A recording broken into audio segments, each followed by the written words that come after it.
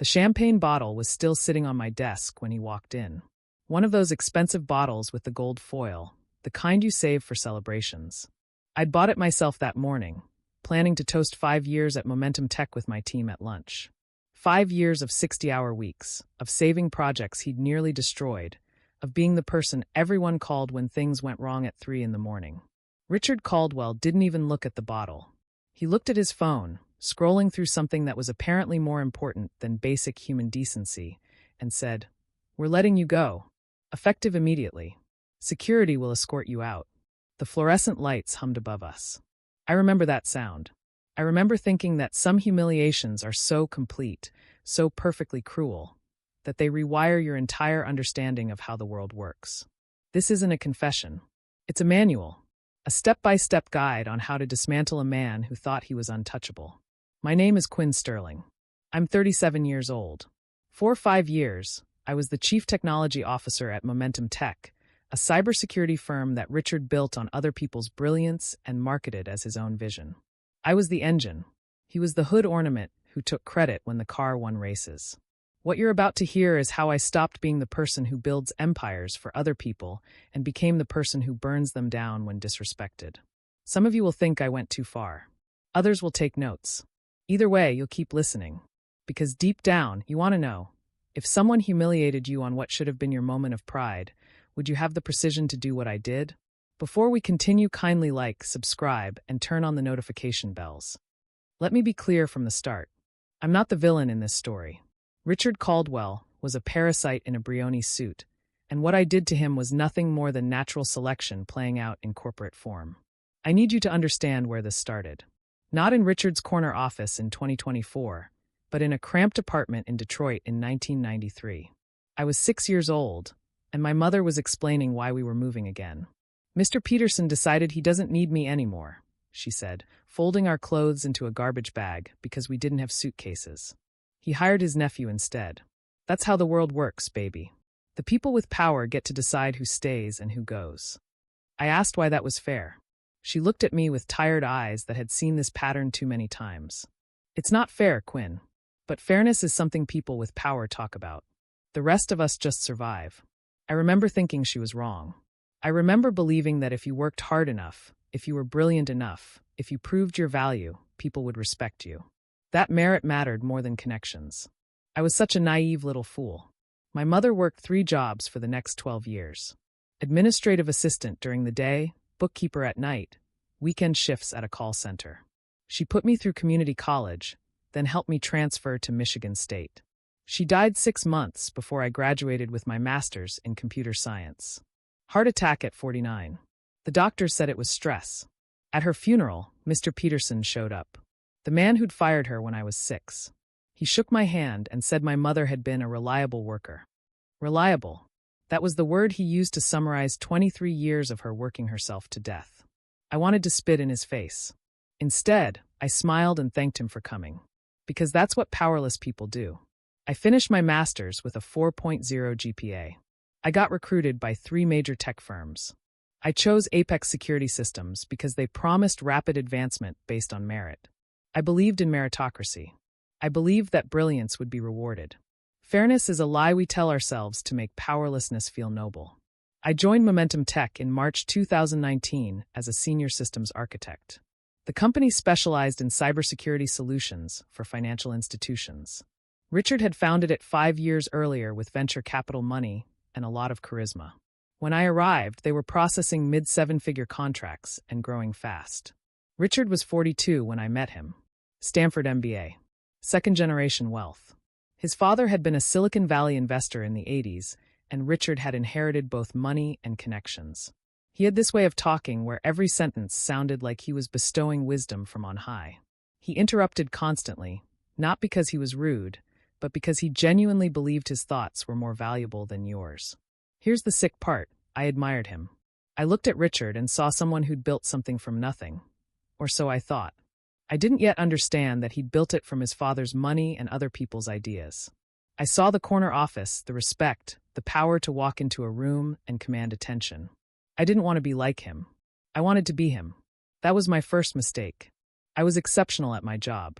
Not good. Exceptional. I redesigned their core security architecture in my first 6 months and reduced vulnerability incidents by 73%. I built the automated threat detection system that became their flagship product. I managed teams that delivered projects ahead of schedule and under budget, while Richard took credit in board meetings. And I told myself it was fine. I told myself I was paying my dues, building my reputation, playing the long game. God, I was so fucking stupid. In January 2021, they promoted me to CTO. 30% raise. A title that sounded important. What I'd actually earned was responsibility for every technical decision, while Richard maintained final approval on everything. 240 employees, and Richard treated the company like his personal kingdom, where he was the benevolent dictator. But I told myself it would change. If I just proved myself more completely, eventually Richard would trust me with real authority. You know what they call people who keep believing in promises that were never actually made? Victims. April 2022. We landed a massive contract with Meridian Financial Group. 8-figure deal. I spent 6 months designing the implementation. 6 months of weekends and late nights and meals eaten at my desk. 6 months of my life poured into a security infrastructure that was genuinely revolutionary. I presented it to Richard on a Thursday afternoon. He listened for maybe 8 minutes, then picked up his phone and started checking his email while I was mid-sentence. "This is too complex," he said. "Simplify it. The client won't understand all this technical detail." I explained that the complexity was necessary, that this was exactly what Meridian had requested, that cutting corners would compromise the entire system. He shrugged. "You're overthinking it. That's your problem, Quinn. You get lost in the technical weeds. I need you to think bigger picture." The bigger picture was that Richard didn't understand the technical details and refused to admit it. So he dismissed expertise as overthinking. I simplified the presentation, removed the critical security layers that made the system work, presented the dumbed-down version to Meridian. Their chief security officer took one look at it and said, "This doesn't address our core vulnerabilities. This is amateur hour." They terminated the contract 2 weeks later. $8 million gone, because Richard couldn't be bothered to trust the person he'd literally hired to be the expert. And then he blamed me. In an all-hands meeting, in front of 240 people. He stood at the front of the room and explained how I'd failed to communicate effectively and didn't adequately understand the client's needs and cost the company millions. I sat in the back row and I smiled and I took notes. Because that's what powerless people do. But something had shifted. Something small and cold had crystallized in my chest. Some part of me that still believed in fairness and meritocracy had finally died. In its place was clarity. The world doesn't reward brilliance. It rewards power. And if you want power, you have to take it. That was September 2022. I started planning in October. I wasn't planning revenge. Not initially. I was planning my exit. I updated my resume, reached out to recruiters, started interviewing at other firms. By February 2024, I had 3 solid offers. All of them better titles, better pay, better respect. I chose the best one. A VP of engineering position at Titan Security.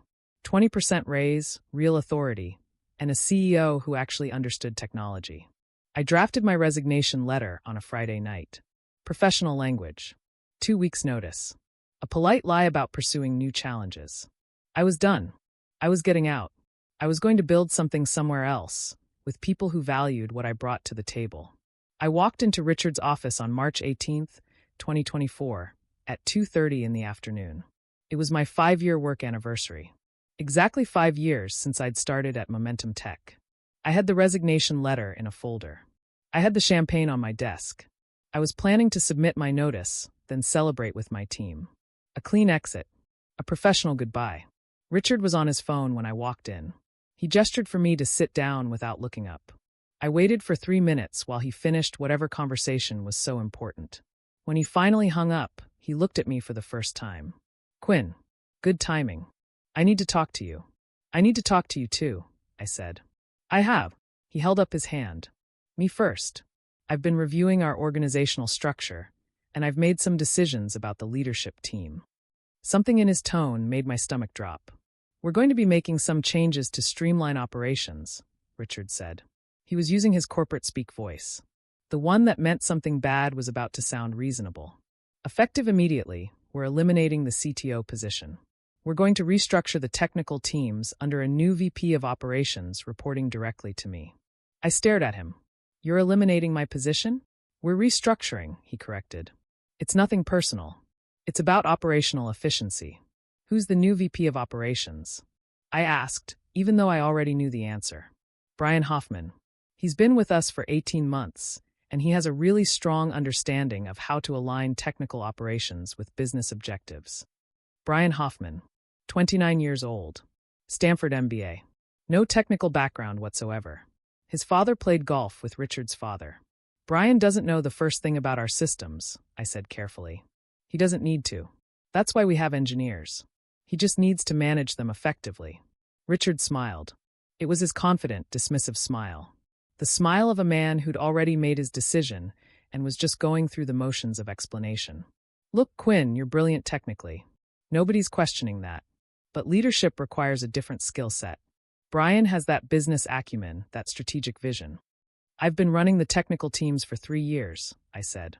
My voice was steady, but my hands were shaking. I've delivered every major project. I've built the products that made this company successful. And you should be proud of that.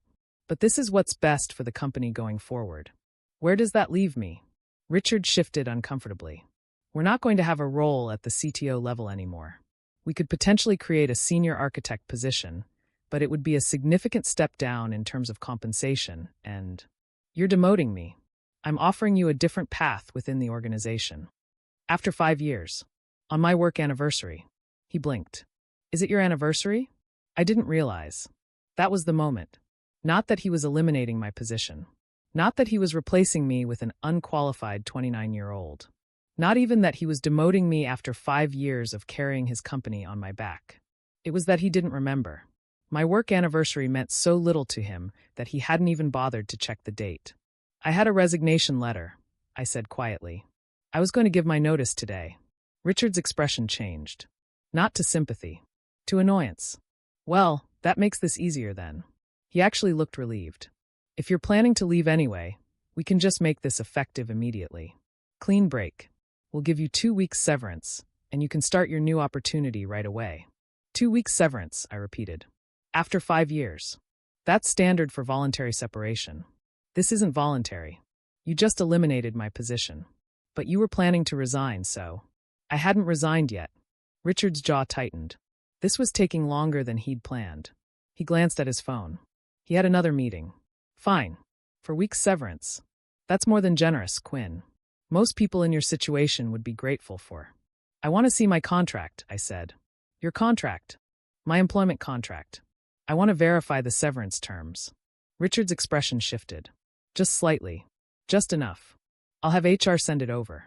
But I need you to understand this decision is final. The restructuring is happening. If you're not interested in the architect position, then we'll process your separation today. Today, I said. You want me to decide right now. I have the paperwork ready. Security will escort you to collect your personal items, and we can have you out by end of business. There it was. The truth underneath all the corporate language. He wanted me gone. Immediately. On my work anniversary. With 2 security guards watching me pack my desk. I thought about my mother. About Mr. Peterson. About every person who'd ever had power over me and used it carelessly. I'll take the severance, I said. For weeks. Richard actually smiled. Relieved. Great. I think this is the right move for everyone. You're talented, Quinn. You'll land on your feet. I stood up. Walked to the door. Turned back. The champagne on my desk, I said. I bought it this morning to celebrate 5 years. You can have it. Consider it a gift. He looked confused. Oh, thanks. I left his office. Walked back to my desk. The security guards were already there, waiting. Young guys, uncomfortable, doing their jobs. I packed my things. 5 years of my life fit into 2 cardboard boxes. My team watched from their desks, confused and horrified. Nobody knew what to say. I carried my boxes to my car. Drove home. Sat in my apartment in the dark. And I felt something I'd never felt before. Not anger. Not sadness. Something colder. Clearer. Absolute, crystalline clarity. Richard thought firing me on my work anniversary was the end of the conversation. What he'd actually done was declare war on someone who knew every weakness in his armor. Someone who'd spent 5 years building the foundation he stood on. For weeks severance, he said. After 5 years, I decided to take a different timeline. I'd dismantle everything he'd built, and I'd make sure he lost more than he'd ever imagined possible. Here's what most people don't understand about revenge. They think it's hot, emotional. They think it's about rage and impulse and doing something dramatic in the moment. Real revenge is cold, methodical, patient. Real revenge is architecture. And I was the best architect Richard had ever employed. The weekend after I was fired, I sat in my apartment with my laptop and started making lists. Not fantasies about confrontation. Not dramatic promises. Just practical questions. What does Richard care about most? What are his vulnerabilities? Who has the power to remove him? What would it take to convince them to use it? I wasn't angry anymore. Anger is a weakness. Anger makes you sloppy. What I felt was something cleaner. Purpose. For the first time in my professional life, I had a goal that was completely mine. I was going to take Richard Caldwell's empire and burn it to ash. And I was going to make him watch. First, I needed to understand exactly what I was working with. I still had access to my work laptop for another 24 hours. Standard security protocol was slow, and Richard was careless about details. I spent 12 hours downloading everything I could. Not hacking, just preserving files I'd created, emails I'd sent, documentation I'd built. 5 years of technical architecture. Security protocols. Client contracts. Product specifications. Code repositories. Project timelines. And most importantly, every email where Richard had overruled my technical recommendations, made promises he couldn't keep, or taken credit for work I'd done. I organized everything into a clean folder structure. Backed it up 3 times. Encrypted it. This was my ammunition depot. But documentation wasn't enough. I needed allies. I needed to understand the landscape beyond what I could see from the CTO chair. I started with coffee meetings. Casual, innocent coffee meetings with people I'd worked with over the years. Former colleagues who'd left momentum. Competitors who'd lost deals to us. Vendors who'd dealt with Richard's impossible demands. Industry analysts who covered the cybersecurity sector. I didn't badmouth Richard. I didn't vent. I just listened. Asked questions. Let other people tell me their stories. What I learned was beautiful. Richard had burned bridges everywhere. Vendors hated working with him because he always demanded last-minute changes and refused to pay rush fees. Clients tolerated him, but dealt primarily with the technical teams because Richard didn't understand the actual products. Competitors whispered about Momentum's technical debt and infrastructure vulnerabilities. Problems I'd flagged repeatedly that Richard had ignored to hit short-term revenue targets. The company looked successful from the outside. Inside, it was a house of cards held together by my technical leadership and the team I'd built. With me gone, the foundation was already crumbling. Perfect. Next, I needed to understand Richard's business model. Where was the money coming from? Who were the critical clients? What were the dependencies? I spent a week building a complete financial model of Momentum Tech, from publicly available information and things I remembered. Their revenue was heavily concentrated. 3 clients accounted for 60% of their annual revenue. All 3 were banks using the threat detection system I'd designed. That system required constant maintenance, updates, and monitoring. I'd built a technical team that understood it inside and out. But I'd also built it with a specific architecture that would be nearly impossible for someone else to maintain without deep knowledge of the underlying logic. Richard had just replaced me with Brian Hoffman, a business guy with no technical background. Brian would be managing engineers who'd learned everything from me and who were likely already updating their resumes. The clock was already ticking on Richard's empire. I just needed to accelerate the countdown. I made a list of key people on my former team. The ones who were brilliant. The ones who were loyal to me, not to Richard. The ones who'd been passed over for promotions, underpaid, taken for granted. I reached out to each of them individually. Casual messages. Hey, let's grab coffee. I want to hear how things are going. They all said yes. Because I'd been their leader, their mentor, their advocate. Because Richard had never bothered to learn their names. Over coffee, I didn't recruit them. Not directly. I just asked questions. How's the new leadership structure working out? Is Brian giving you the technical support you need? Are you getting the resources to maintain the systems properly? Every answer confirmed what I already knew. Brian was in over his head. He was making decisions based on business metrics instead of technical reality. He was ignoring warnings about system vulnerabilities because fixing them would impact short-term revenue. The technical team was hemorrhaging knowledge. 3 senior engineers had already left. 2 more were interviewing elsewhere. I listened, sympathized, and then casually I mentioned, if you ever want to talk about opportunities elsewhere, I'm happy to make introductions. I'm consulting now, and I know a lot of firms looking for talented engineers. I wasn't poaching them. I was just offering to help. If they chose to leave Momentum, that was their decision. 6 engineers reached out within 2 weeks asking for introductions. I connected them with recruiters. 3 of them had new jobs within a month. Richard's technical foundation was disintegrating, and he didn't even know it yet. But losing engineers wasn't enough. I needed something bigger. Something that would make his clients question whether Momentum could deliver. That's when I thought of Meridian Financial Group. The $8 million contract we'd lost because Richard had overruled my technical design. They'd been furious at the time, called it amateur hour. They'd moved on to a competitor.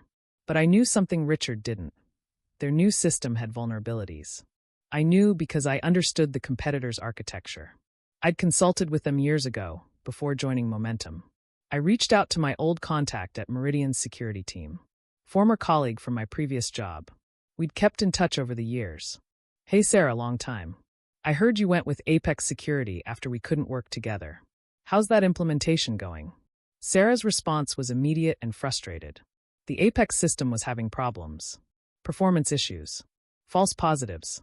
Their team was underwater trying to fix it. I didn't offer to help directly. That would be too obvious. Instead, I said, that's rough.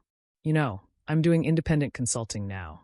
If you ever want a second opinion on the architecture, I'm happy to take a look. No obligation, no sales pitch. Just a technical review between friends. Sarah called me the next day. I spent a week reviewing Meridian's new security infrastructure. I documented every vulnerability, every performance bottleneck, every architectural flaw.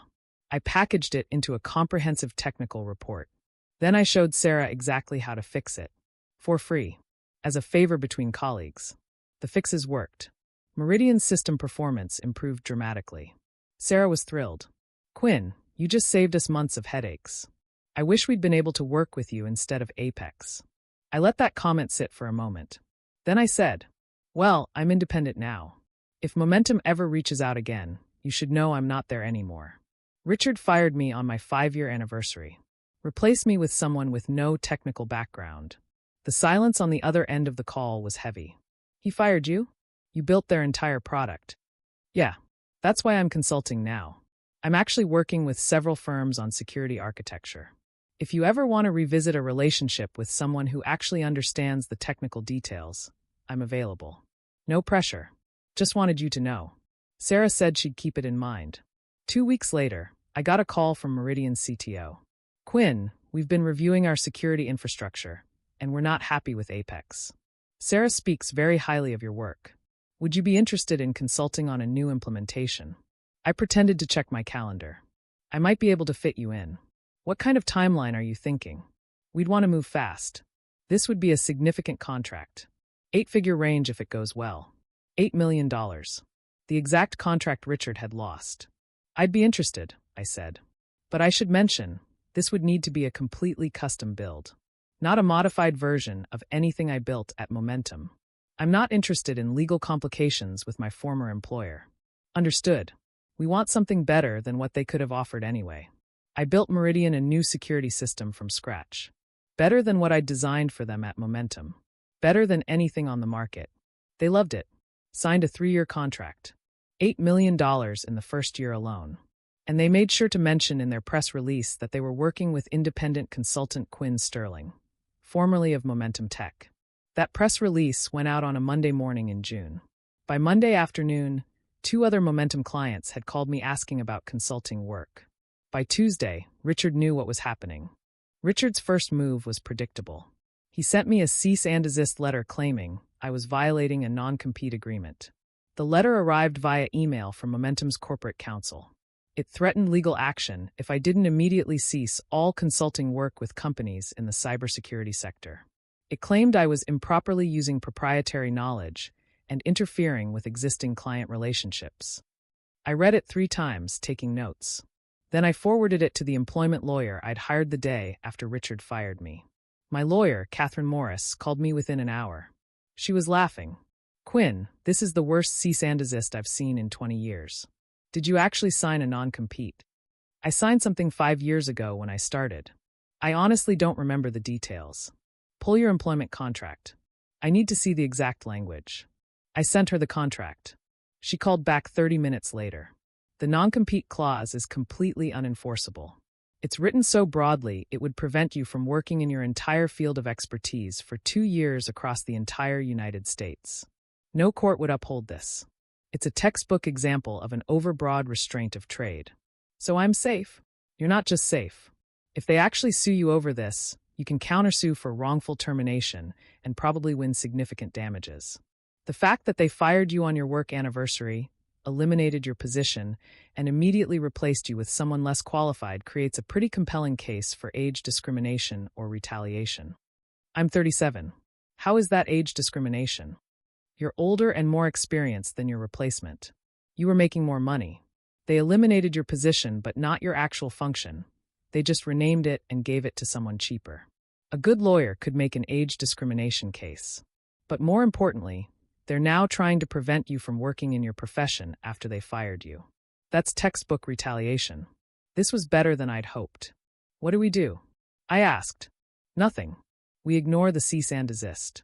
You continue consulting. If they escalate, we'll respond appropriately. But I don't think they will. Whoever wrote this letter doesn't understand employment law." She was right. The cease and desist was the end of it. Richard had been trying to scare me into compliance. When that didn't work, he went silent. He had bigger problems. By July, 5 more senior engineers had left Momentum. The technical team was in chaos. Brian Hoffman was drowning, making increasingly desperate decisions to keep projects on track. I knew this because the engineers who'd left were now working at companies I'd introduced them to. And those engineers stayed in touch with their former colleagues. The whole technical community is a network, and I'd spent 5 years building relationships within it. Every week, I got updates. Not because I was asking for gossip, just because people talk. People vent. People share. Brian just killed the automated testing pipeline because it was slowing down deployments. We're shipping code with known vulnerabilities because Brian doesn't understand the security implications. 3 clients have filed complaints about system performance. Richard's house of cards was collapsing, and he was too arrogant to see it. But I wasn't satisfied with passive observation. I needed to accelerate the collapse. That's when I reached out to the board.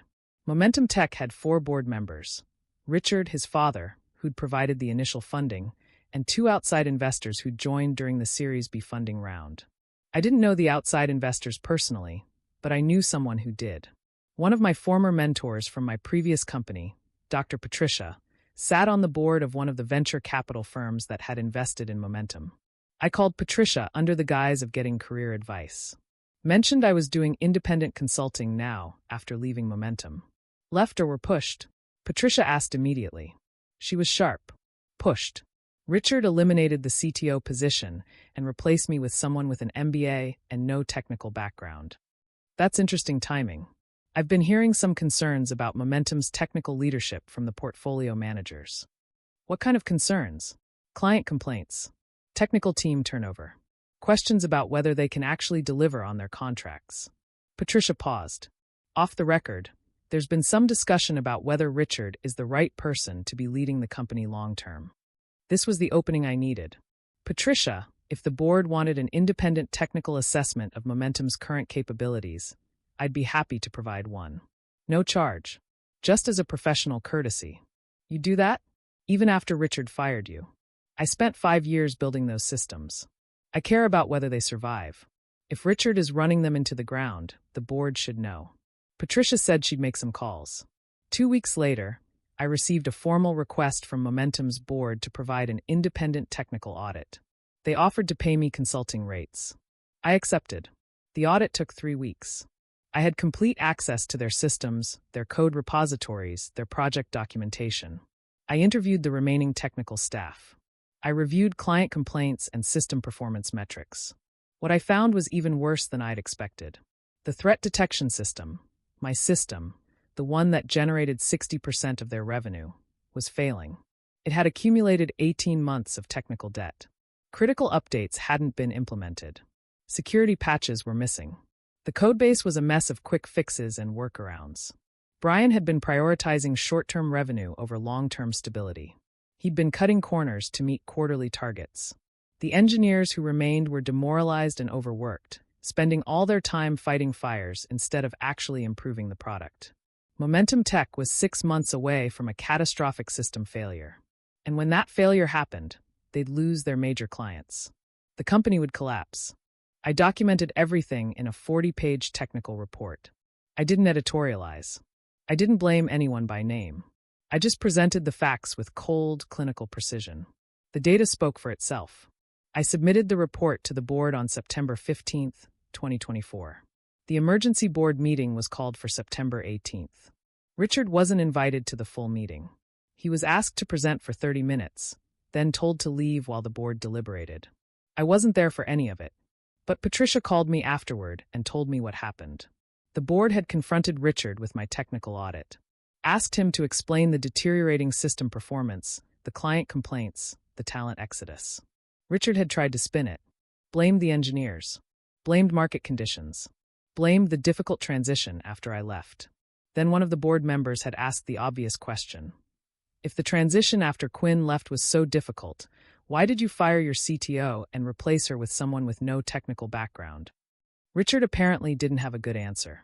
The board voted unanimously to remove Richard as CEO, effective immediately. They offered the CEO position to Patricia's firm to install an interim executive while they searched for a permanent replacement. Richard was given the option to stay on as founder and board member, with no operational role. Or he could sell his shares at current valuation and leave completely. He chose to leave. On September 25, 2024, Momentum Tech issued a press release announcing a leadership transition. Richard Caldwell was pursuing other opportunities. Patricia's firm had installed an interim CEO. The press release thanked Richard for his years of service and vision in building Momentum Tech. It was all very professional, very clean. Richard got a payout. Not as much as he would have gotten if the company were healthy, but enough. He didn't get humiliated publicly. He got a quiet exit with his dignity theoretically intact. But everyone in the industry knew what had happened. Word travels fast in tech. Within a week, everyone knew Richard had been forced out after the company nearly collapsed under his leadership. I was at a cybersecurity conference in San Francisco when I ran into him. October 2024. RSA Conference. One of the biggest cybersecurity events of the year. I was there as a featured speaker, giving a keynote on resilient security architecture in the age of advanced threats. The talk went well. Standing ovation.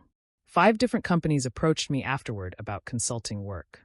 My calendar was booked solid for the next 6 months. I was having drinks with some colleagues at the hotel bar when I saw him. Richard Caldwell, standing alone near the entrance, scanning the room like he was looking for someone. He looked diminished somehow. Still wearing expensive clothes, still projecting that artificial confidence, but something was missing. The casual arrogance. The assumption that everyone wanted to talk to him. He was just another guy at a conference now. No corner office. No title. No empire. Our eyes met across the room. For a second, I thought he might leave. But Richard never backed down from anything. He walked over. Quinn, congratulations on your keynote. I heard it was excellent. Thank you. He stood there awkwardly. My colleagues had gone quiet, watching this interaction with the fascination of people observing a traffic accident. Can we talk? Richard asked. Privately. I excused myself and followed him to a quiet corner near the lobby elevators. Richard didn't look angry.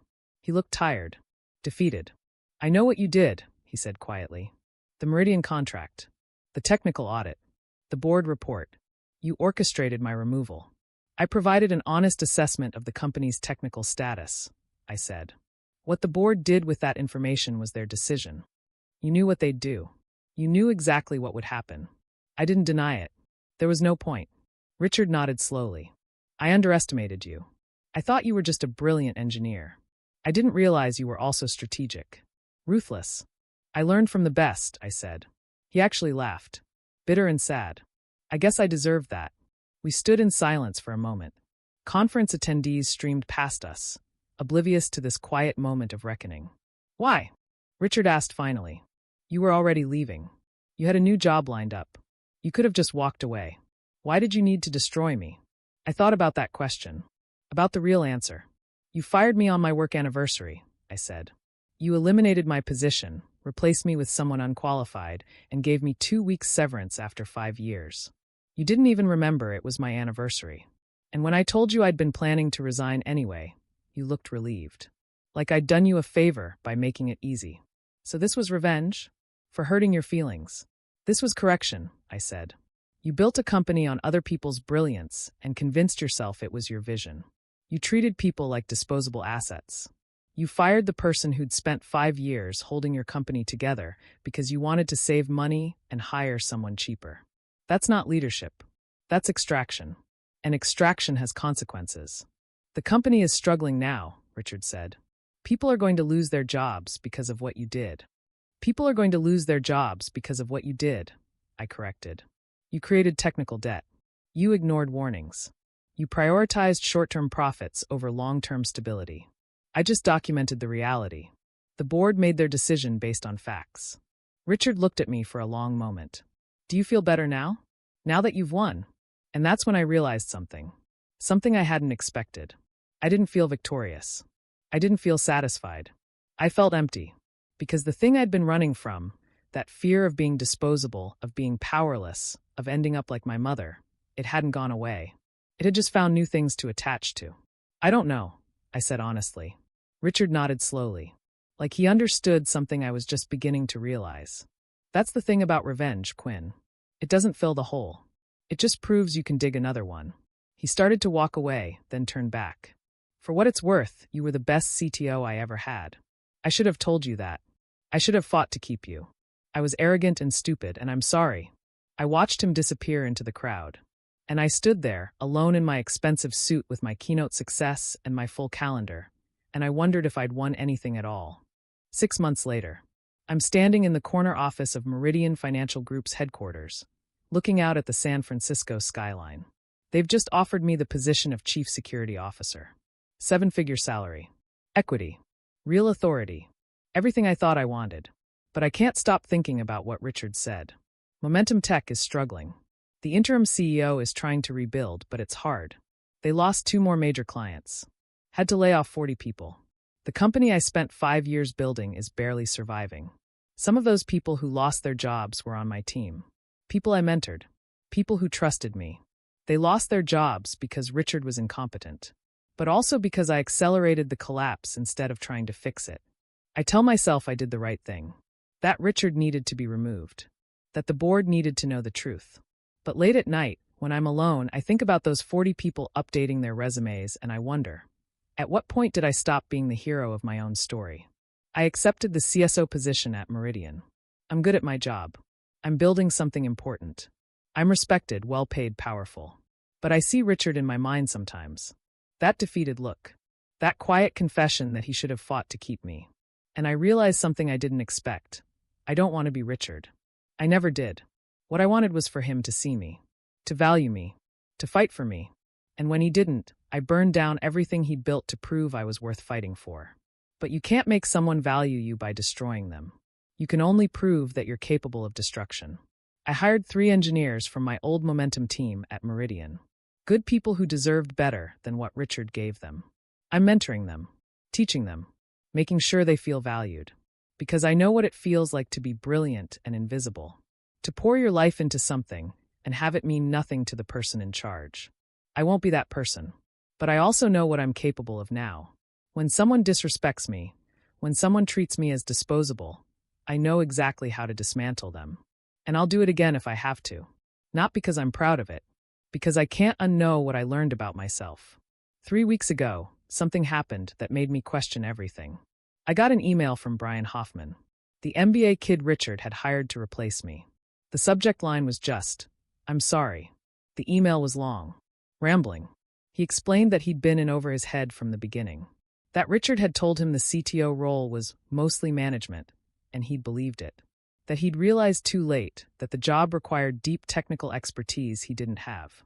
He said he'd tried to keep things together, but kept making decisions that made things worse. that he'd ignored warnings from the engineers because he didn't understand the implications, that he'd watched the company collapse and felt helpless to stop it. And then he wrote something that stopped me cold.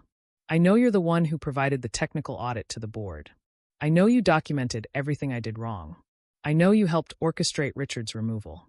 And honestly, I don't blame you. You were right about everything. I should never have taken that job. Richard should never have fired you. I'm writing because I wanted you to know that 43 people lost their jobs in the latest round of layoffs, and I feel responsible. I recommended the cuts. I chose who to let go. Some of them had families, mortgages, kids in college. And they're unemployed now because I wasn't qualified for a job I accepted anyway. I don't know if you think about that. I don't know if you care. But I needed to tell someone, and you're the only person who would understand what really happened. I read that email 5 times. Then I looked at my list of professional contacts. 43 people needed jobs. I spent the next 2 weeks making calls, reaching out to every company I consulted for, every contact I had in the industry, recommending people from Momentum's laid-off staff, vouching for their skills, making introductions. 31 of them found new positions within a month. I don't know if that makes up for anything. I don't know if helping them find new jobs balances out the fact that I helped destroy the company they worked for. But it was the only thing I could think to do. Brian sent me another email. Thank you. You didn't have to do that. I didn't respond, because I didn't know what to say. Did I have to do it? Or did I just need to do it so I could sleep at night? So here's what I think about late at night, when I'm alone in my apartment with a glass of wine and a view of the city. My mother spent 30 years being powerless. She said yes, sir, and no, sir, and followed the rules and died having never pushed back against anyone. I spent 6 months being ruthless. I documented, manipulated, and strategically dismantled a man's career because he disrespected me. Which one of us made the right choice? Because society will tell you my mother was the good person. She was kind. She worked hard. She didn't hurt anyone. She also died at 49, exhausted and powerless and forgotten by everyone except me. I'm the villain in this story. I orchestrated someone's professional destruction. I accelerated a company's collapse. I cost people their jobs. And I'm successful and powerful and respected. So what does that tell us about how the world actually works? Here's what I've learned. Merit is real, but it's not enough. Brilliance is necessary, but it doesn't protect you. The world rewards people who understand power and aren't afraid to use it. You can be brilliant and kind like my mother, spending your life serving people who see you as replaceable. Or you can be brilliant and ruthless like me, building empires while staying ready to burn them down if necessary. There's no middle ground. Not really. Richard thought he could treat me as disposable because he had power and I didn't. He was wrong. The only way to stop being treated as disposable was to prove I could make him disposable instead. Some of you will think I'm a monster. You'll tell yourselves you'd never do what I did, that you'd take the high road. But I think you're lying. Put in the same situation, fired on your work anniversary, replaced with someone less qualified, dismissed after years of carrying someone else's company. Most of you would do exactly what I did. You'd just feel worse about it afterward. And maybe that's the only real difference between us. Last week, I was offered a board seat at a major cybersecurity firm. They want my expertise, my strategic vision, my leadership. They have no idea what I'm really capable of. Or maybe they do. Maybe that's exactly why they want me. I accepted the position. Because I've learned something important. Power isn't a moral question. Power is a tool. What matters is what you build with it. I'm building something now. A security architecture that will protect millions of people's data. A team of brilliant engineers who feel valued and respected. A company culture where technical expertise is honored, not dismissed. I'm doing everything Richard should have done. Everything I wanted him to do. And if someone tries to take it from me, if someone tries to treat me or my team as disposable, I know exactly what I'll do. Because I've learned that the world is divided into 2 types of people. Those who build empires, and those who let other people build empires on their backs. I spent 5 years being the second type, building Richard's empire while he took credit and I took orders. I'll never be that person again. Richard was right about one thing. Revenge doesn't fill the hole. But it teaches you something valuable. It teaches you that you're capable of anything when someone pushes you far enough. And once you learn that about yourself, once you discover that you're willing to burn down entire kingdoms when disrespected, you can never unknow it. Some people will call that strength. Others will call it sociopathy. I call it survival. My mother died powerless. I refused to die the same way. So yes, I orchestrated Richard's removal. Yes, I accelerated his company's collapse. Yes, I cost people their jobs. And I'd do it all again tomorrow. Not because I'm proud of it, because I understand something fundamental about how the world works. The only unforgivable sin is being weak enough to let people destroy you without fighting back. Richard thought firing me was the end of the story. What he didn't understand was that it was just the beginning of his. 6 months after I took the board seat, I got a call from Patricia. "Quinn, I need to tell you something." "About momentum." My stomach tightened. "What happened?" "The interim CEO did an amazing job stabilizing things. They've recovered 3 major clients, rebuilt the technical team, and they're actually profitable again." I felt something complicated. Relief? Disappointment? I wasn't sure. "That's good," I said carefully. "The board wants to offer you the CEO position." Silence. "What?" "They want you to come back and run Momentum Tech full authority. Equity stake. The company you built, under your control." I sat with that offer for a long moment. "Why me?"